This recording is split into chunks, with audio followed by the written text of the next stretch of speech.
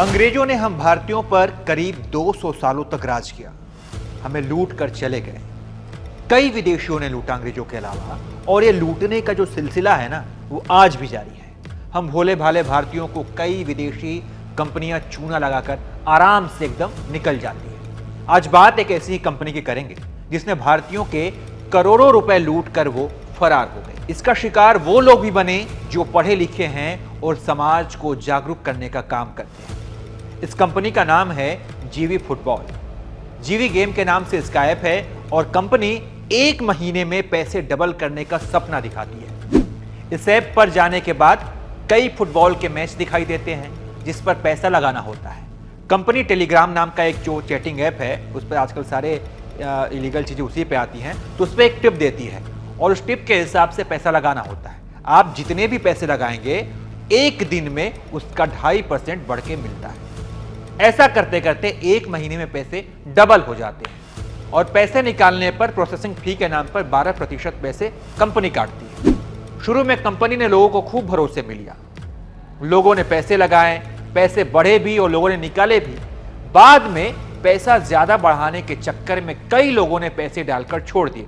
सोचा कि पैसे बढ़ते रहेंगे, निकालने पर 12% का टैक्स लग जाएगा, इसलिए उसी में डालने दो, डबल ट्रिपल जब होगा हम निकाल लेंगे। शहर और गांव के लोगों ने इसमें पैसे इन्वेस्ट किए। फिर अचानक क्या हुआ कि एक दिन लोगों को पैसे निकालने में समस्या आने लगी। कंपनी ने दावा किया कि सब ठीक हो जाएगा।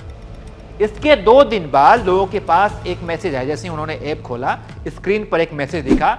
उसमें यह लिखा था, देखिए हम आपको स्क्रीनशॉट भी दिखा रहे हैं। उसमें यह लिखा था कि कंपनी भारत में अपना ऑफिस खोलना चाहती है, इसके लिए उसे सरकार को टैक्स देना है, इसलिए भारतीय सदस्यों से हम टैक्स के रूप में करीब 10% रुपए चाहते हैं। इसके लिए कंपनी ने लोगों को 2 दिन का समय दिया और कहा कि 2 दिन के अंदर आप टैक्स दीजिए, नहीं तो हम ये मानकर चलेंगे कि आपने गिव अप कर दिया, आपका पैसा शून्य कर दिया जाएगा।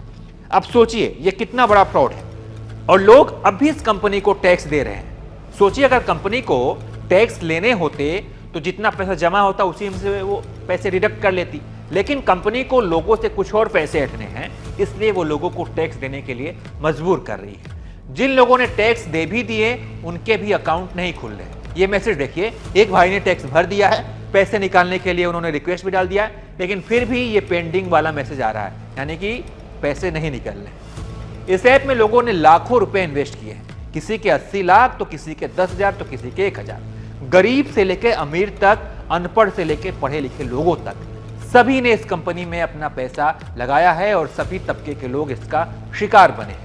एक विदेशी कंपनी जिसे यूएस का बताया जा रहा है, वो भारत में ऑनलाइन मार्केट के जरिए लोगों को बेवकूफ बनाती है और बड़े ही आसानी से पैसे ऐंठ कर फरार हो जाती है। सरकार और साइबर सिक्योरिटी उसका कुछ नहीं बिगाड़ पाती। कई लोग पैसे जाने के गम में हैं और वो इस गम से कब उबरेंगे पता नहीं, क्योंकि नुकसान बहुत बड़ा है। लेकिन हमें यह समझना होगा कि जब हमारे देश के बैंक जब किसी बड़े अमाउंट पर साल के 6 से 7% ब्याज देते हैं, तो ऐसे में कोई कंपनी महीने के 100% ब्याज कैसे देगी।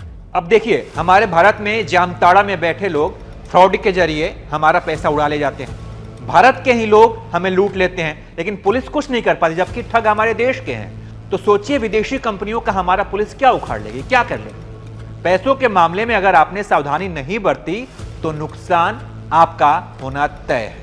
आप पुलिस और सरकार पर डिपेंड मत रहिए, आप इसके बारे में खुद से दिमाग लगाइए।